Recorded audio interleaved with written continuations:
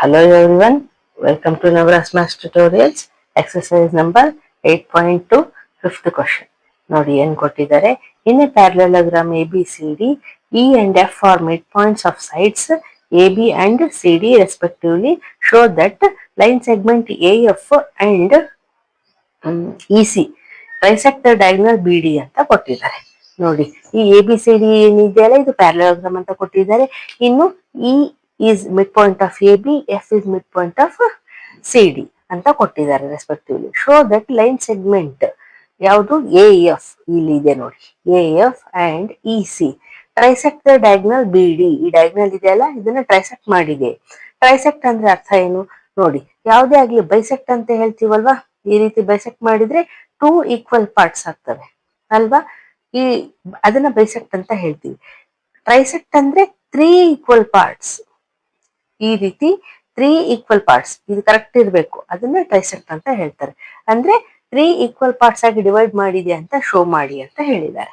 So ನಾವು first ಬರ್ಕೊಂಡ್ಬಿಡೋಣ ಏನು show ಮಾಡಬೇಕು ಅಂತ. ಟು ಶೋ, ಇಲ್ಲಿ ನಾವು ನೇಮ್ ಮಾಡ್ಕೊಳ್ಳೋಣ, ಪಿ ಇದನ್ನ ಕ್ಯೂ ಅಂತ ನೇಮ್ ಮಾಡ್ಕೊಳ್ಳೋಣ. ಓಕೆ, ಈಗ ಬರ್ಕೊಳ್ಳೋಣ ನೋಡಿ, B Q is equals to Q P R P Q ಏನಾದ್ರು ಬರ್ಕೊಂಡು ಅಂಡ್ ಪಿ ಡಿ ಅಲ್ವಾ. 3 ಈಕ್ವಲ್ ಪಾರ್ಟ್ಸ್ ಆಗಿ ಡಿವೈಡ್ ಮಾಡಿದೆ ಅಂತ ಶೋ ಮಾಡ್ಬೇಕು ಅಂದ್ರೆ ಇವನ್ನ 3 ಈಕ್ವಲ್ ಇದಾವೆ ಅಂತ ತೋರಿಸ್ಬೇಕು. ಸೊ ಅದಕ್ಕೆ ಮಾಡೋದಕ್ಕೆ ಏನ್ ಮಾಡ್ಬೇಕು ನೋಡೋಣ. ನೋಡಿ, A B is equals to C D ಇದೆ ಅಲ್ವಾ, ಯಾಕೆ ಪ್ಯಾರಲೋಗ್ರಾಮ್ ಅಂತ ಕೊಟ್ಟಿದ್ದಾರೆ, opposite sides of parallelogram equal ಇರ್ತವೆ. ಸೊ ಅದನ್ನೇ ಪರಿಹಾರ, A B is equals to C D ಆಯ್ತಾ.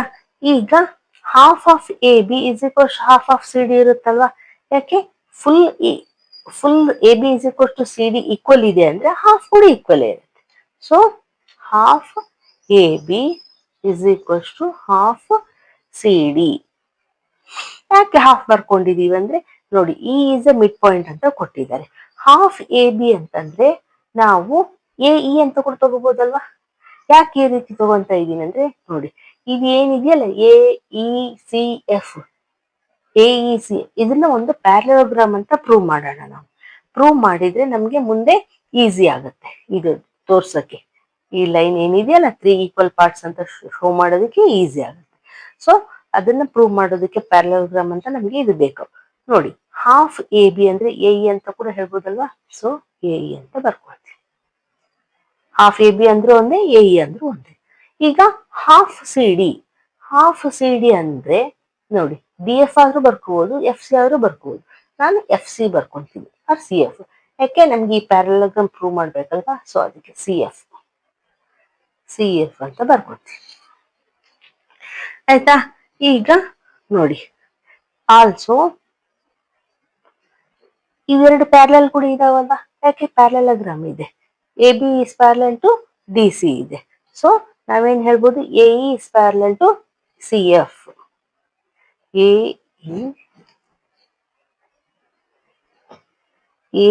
E is parallel to C F.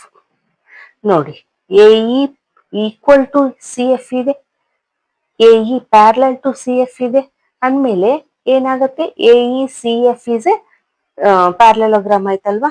So ನಾವೇನ್ ಹೇಳ್ಬೋದು, ಇಲ್ಲಿ ಬರೀತೀವಿ, therefore A E C F is a parallelogram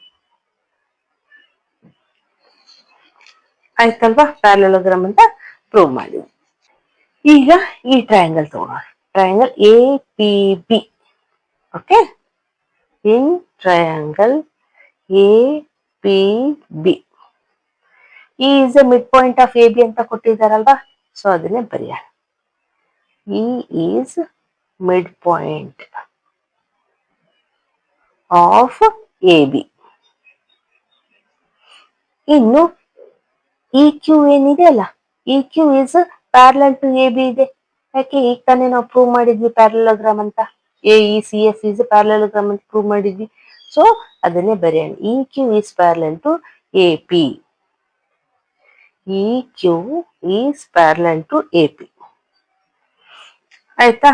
ಈಗ converse of mid point theorem ಓದಿದೀವಲ್ವಾ, ಅದ್ರಲ್ಲಿ ಏನ್ ಕೊಟ್ಟಿದ್ದಾರೆ, ಒಂದು ಸೈಡ್ ಇದು ಮಿಡ್ ಪಾಯಿಂಟ್ ಇದ್ದು ಈ ಲೈನ್ ಇದೇನ್ ಇಂಟರ್ಸೆಕ್ಟಿಂಗ್ ಪಾಯಿಂಟ್ ಇದೆ ಅಲ್ವಾ, ಈ ಲೈನು ಇದಕ್ಕೆ ಪ್ಯಾರಲಲ್ ಇದ್ರೆ ಓಕೆ, ಅವಾಗ ನಾವು ಈ ಸೈಡ್ ಇಂದ ಇಂಟರ್ಸೆಕ್ಟಿಂಗ್ ಪಾಯಿಂಟ್ ಏನಿದೆಯಲ್ಲ, this is also mid point of this line, this side ಅಂತ ಹೇಳಿ ಓದಿದೀವಲ್ವಾ.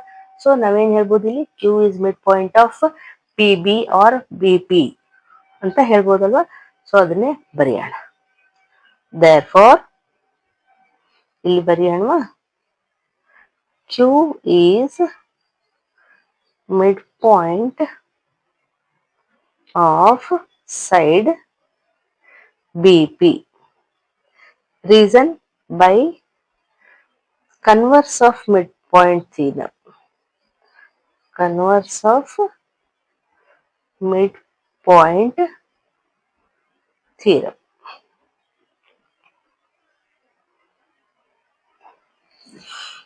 ಆಯ್ತಾ? ನೋಡಿ, ಈಗ ಇದು ಮಿಡ್ ಪಾಯಿಂಟ್ ಅಂತ ಪ್ರೂವ್ ಆಯ್ತಲ್ವಾ, ಅಂದ್ರೆ ಏನರ್ಥ, B Q is equals to P Q ಆಯ್ತಲ್ವಾ, ಆರ್ ಕ್ಯೂ ಪಿ ಆಯ್ತಲ್ವಾ. ಮಿಡ್ ಪಾಯಿಂಟ್ ಅಂದ್ರೆ ಇದ್ರದ್ದು ಈಕ್ವಲ್ ಪಾರ್ಟ್ಸ್ ಆಗಿದೆ ಅಂತ ಅರ್ಥ. ಸೊ ಅದನ್ನೇ ಬರೆಯೋಣ. Therefore B Q is equals to Q P. Okay, ಇದನ್ನ ನಂಬರ್ 1 ಅಂತ ಇಟ್ಕೊಳ್ಳೋಣ.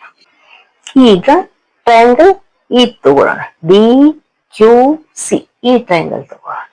Okay, in triangle D Q C, ಈ ಟ್ರಯಾಂಗಲ್ ಡಿ ಕ್ಯೂ ಸಿ ನಲ್ಲಿ ಈ ಡಿ ಸಿಗೆ ಎಫ್ ಮಿಡ್ ಪಾಯಿಂಟ್ ಇದೆ ಅಂತ ಕೊಟ್ಟಿದಾರಲ್ವಾ ಅವರೇ. ಸೊ ಅದನ್ನೇ ಬರೆಯೋಣ. F is mid point of C D ಅಲ್ವಾ, ಎಫ್ ಇಸ್ ಮಿಡ್ ಪಾಯಿಂಟ್ ಅಂತ ಕೊಟ್ಟಿದ್ದಾರೆ. ಇನ್ನು P F is parallel to Q C ಇದೆ ಅಲ್ವಾ. ಹೆಂಗೆ, ಈ ಪ್ಯಾರಲೋಗ್ರಾಮ್ ಅಂತ ಪ್ರೂವ್ ಮಾಡಿದೀವಿ. A F is parallel to E C ಇದೆ ಅಲ್ವಾ, ಅಂದ್ಮೇಲೆ P F is also parallel to Q C ಇರುತ್ತೆ. ಸೊ ಅದನ್ನೇ ಬರೆಯೋಣ. ಪಿ ಎಫ್ ಆದ್ರೂ ಬರೀರಿ, ಎಫ್ ಪಿ ಆದ್ರೂ ಬರೀರಿ. F P is parallel to Q C ಆಯ್ತಲ್ವಾ. ಈಗ ನಾವು converse of mid point theorem ಅಲ್ಲಿ ಏನ್ ಓದಿದೀವಿ, ಒಂದ್ ಸೈಡ್ಗೆ ಮಿಡ್ ಪಾಯಿಂಟ್ ಕೊಟ್ಟಿದ್ದು, ಇನ್ನು ಆ ಇಂಟರ್ಸೆಕ್ಟಿಂಗ್ ಪಾಯಿಂಟ್ಗೆ ಲೈನ್ ಡ್ರಾ ಮಾಡಿರ್ತೀವಲ್ಲ, ಆ ಲೈನು ಈ ಸೈಡು ಪ್ಯಾರಲಲ್ ಇದ್ರೆ, ಸೊ ಅವಾಗೇನ್ ಹೇಳ್ಬೋದು, P is a mid point of ಈ ಸೈಡ್ ಆಗತ್ತಲ್ವಾ. ಸೊ ಅದನ್ನೇ ಬರೆಯೋಣ ನಾವು. ಏನಂತ ಬರಿಬೋದು, therefore P is midpoint of DQ.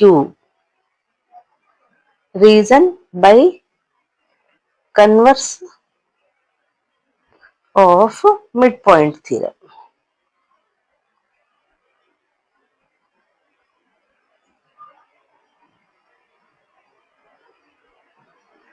ಅಲ್ವಾ, ನಾವು converse of mid point theorem ಅಲ್ಲಿ ಓದಿದ್ದೀವಿ. ನೋಡಿಲ್ಲ ಅಂದ್ರೆ ನೋಡ್ಕೊಂಡು ಬನ್ನಿ, ನಾನು ಇಂಟ್ರೊಡಕ್ಷನ್ ಅಲ್ಲಿ ಹೇಳಿದ್ದೀನಿ. ಓಕೆ, ಈ 8.2 ಎಕ್ಸರ್ಸೈಸ್ ಸ್ಟಾರ್ಟ್ ಮಾಡುವಾಗ ಹೇಳಿದ್ದೀನಿ. ಸೊ ಈಗ ಪಿ ಮಿಡ್ ಪಾಯಿಂಟ್ ಅಂತ ಪ್ರೂವ್ ಆದ್ಮೇಲೆ ಏನಾಗುತ್ತೆ, Q P is equals to P D ಆಯ್ತಲ್ವಾ.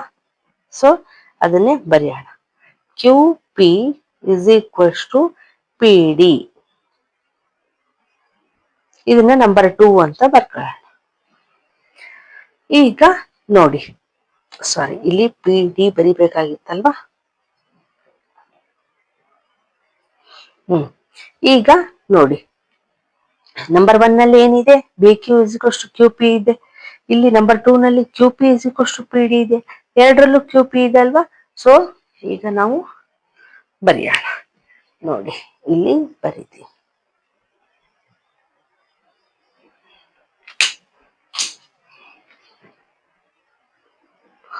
ಸೊ ಫ್ರಮ್ 1 and 2 ಏನ್ ಹೇಳ್ಬೋದು, 1 ನಲ್ಲಿ ಏನಿದೆ, B Q is equals to Q P ಇದೆ.